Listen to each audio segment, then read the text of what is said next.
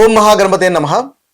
July మాసంలో ద్వాదశ రాశుల వారికి ఉన్నటువంటి రాశి ఫలితాలు చూద్దాము.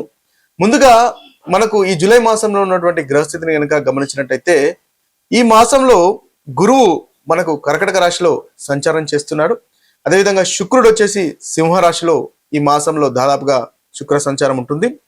ఇక రవి వచ్చేసి మిథున రాశిలో జూలై 16 వరకు సంచారం అనేది ఉంటుంది. ఆ తర్వాత మనకు రవి కర్కటక రాశిలో సంచారం చేస్తాడు. ఇక కుజుడు వచ్చేసి వృషభ రాశిలో సంచారము, అదేవిధంగా బుధుడు వచ్చేసి దాదాపుగా మనకు మిథున రాశిలో ఈ యొక్క మాసంలో బుధ సంచారం అనేది ఉంటుంది. ఇక శని మీన రాశిలోనే సంచారం చేస్తున్నాడు.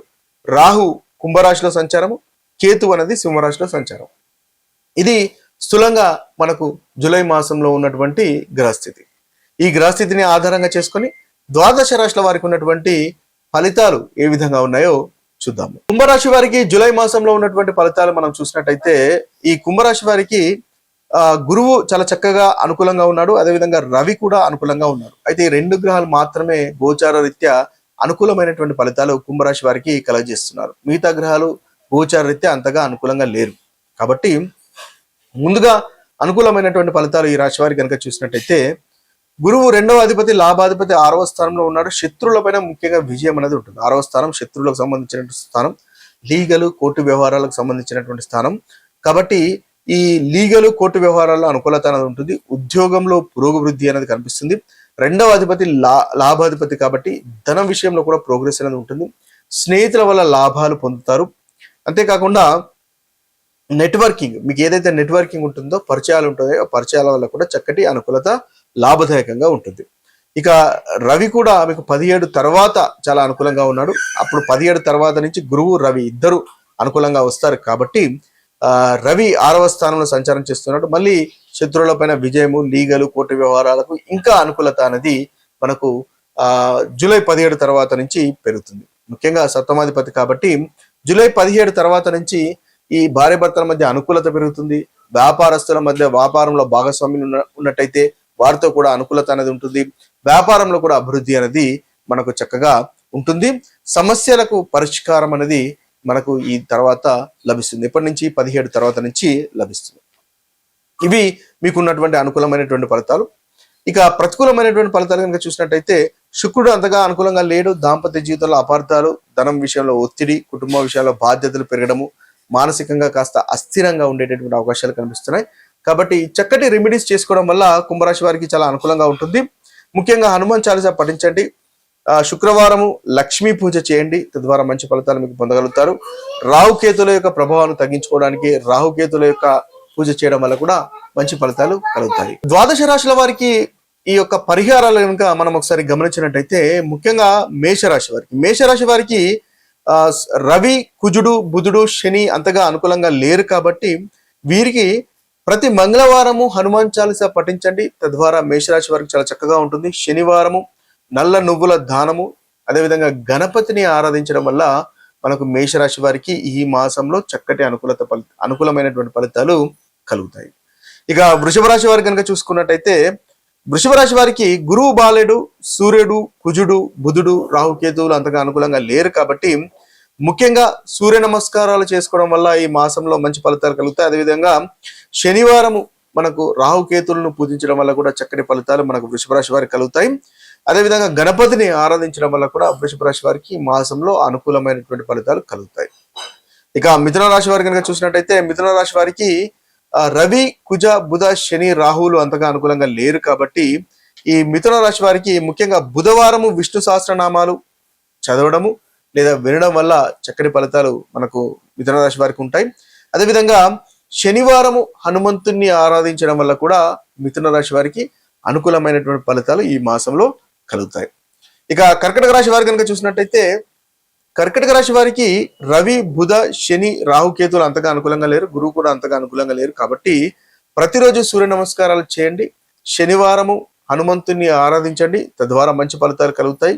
బుధవారం విష్ణు సహస్రనామాలు వినండి, చదవండి. తద్వారా కూడా చక్కటి ఫలితాలు మన కర్కటక రాశి వారికి కలుగుతాయి. ఇక సింహరాశి వారి యొక్క పరిహారాలు కనుక చూసినట్టయితే సింహరాశి వారికి గురువు అంతగా అనుకూలంగా లేడు. రవి 17 తర్వాత నుంచి అనుకూలంగా లేడు. కుజ, శని, రాహు, కేతులు అంతగా అనుకూలంగా లేరు. కాబట్టి మంగళవారం హనుమంతుని ఆరాధించండి ఈ సింహరాశి వారు, తద్వారా మంచి ఫలితాలు మనకు కలుగుతాయి. రాహుకేతుల యొక్క పూజలు చేసుకున్నా కూడా చక్కటి ఫలితాలు ఈ మాసంలో ఈ రాశి వారికి, మనకి సింహరాశి వారికి పరిహారంగా పనికి వస్తుంది. ఇక కన్యారాశి వారికి కనుక చూసినట్టయితే కన్యారాశి వారికి చాలా చక్కటి ఫలితాలు అధికంగా ఉన్నాయి. ముఖ్యంగా 3 గ్రహాలు అనుకూలంగా లేవు. కుజ, శని, కేతుల యొక్క సంచారం అంతగా అనుకూలంగా లేదు కాబట్టి మంగళవారం హనుమంతుని ఆరాధించండి, తద్వారా మంచి ఫలితాలు కలుగుతాయి. కోపాన్ని నియంత్రించుకోండి. శనివారము శనీశ్వరుని ఆరాధించడం వల్ల కూడా చక్కటి ఫలితాలు మనకి ఈ కన్యారాశి వారికి ఈ యొక్క మాసంలో కలుగుతాయి. ఇక తులారాశి వారి కనుక చూసుకున్నట్లయితే తులారాశి వారికి గురువు, సూర్యుడు, కుజుడు, బుధుడు, రాహు ఈ యొక్క గ్రహాలు అనుకూలంగా లేరు కాబట్టి తులారాశి వారికి ముఖ్యంగా బుధవారం విష్ణు సహస్రనామం వినండి, చదవండి, తద్వారా మంచి ఫలితాలు ఈ రాశి వారికి కలుగుతాయని మనం చెప్పవచ్చు. ఇక వృశ్చిక రాశి వారి కనుక చూసుకున్నట్టయితే ఈ వృశ్చిక రాశి వారికి శుక్రుడు, రవి, కుజుడు, బుధ, శని, రాహు, కేతువులు అంతగా అనుకూలంగా లేరు కాబట్టి వృశ్చిక రాశి వారు శుక్రవారం లక్ష్మీదేవిని ఆరాధించండి, తద్వారా మంచి ఫలితాలు కలుగుతాయి. అదేవిధంగా శనివారం హనుమాన్ చాలీసా పఠించండి, తద్వారా మనకు వృశ్చిక రాశి వారికి అనుకూలంగా ఉంటుంది. ఇక ధనుసు రాశి వారికి పరిహారంగా చూసినట్టయితే ధనుసు రాశి వారికి ముఖ్యంగా రవి, బుధ, శని, కేతువులు అంతగా అనుకూలంగా లేరు కాబట్టి బుధవారము విష్ణు సహస్రనామాలు పఠించడము, అదేవిధంగా వీరికి చూసినట్లయితే శనివారము హనుమాన్ చాలీసా పఠించడం వల్ల ధనుసు రాశి వారికి చక్కటి ఫలితాలు కలుగుతాయి. ఇక మకర రాశి వారి యొక్క పరిహారాలు చూసినట్టయితే మకర రాశి వారికి రవి 17 తర్వాత నుంచి అంతగా అనుకూలంగా లేరు. కుజ, రాహు, కేతువులు కూడా అనుకూలంగా లేరు ఈ మాసంలో కాబట్టి మంగళవారం హనుమంతుని ఆరాధించండి, తద్వారా ప్రతికూలమైనటువంటి ఫలితాలు తొలగిపోయి అనుకూలత పెరుగుతుంది. శనివారం కూడా శనీశ్వరుని ఆరాధించడం వల్ల, నవగ్రహ ప్రదక్షిణలు చేయడం వల్ల, ధ్యానము చేయడం వల్ల చక్కటి ఫలితాలు మీరు పొందగలుగుతారు. ఇవి పరిహారాలుగా పనిచేస్తున్నాయి. ఇక కుంభరాశి వారి యొక్క ఫలితాలు కనుక మనం చూసినట్టయితే కుంభరాశి యొక్క పరిహారాలు చూసినట్టయితే కుంభరాశి వారికి శుక్రుడు అంతగా అనుకూలంగా లేడు. రవి 1 నుంచి 16 వరకు అనుకూలంగా లేడు. కుజ, బుధ, శని, రాహు, కేతువులు అంతగా అనుకూలంగా లేరు కాబట్టి శుక్రవారం లక్ష్మీ పూజ చేయండి. అది మీకు మంచి పరిహారంగా ఈ యొక్క మాసం కుంభరాశి వారికి కలుగుతుంది.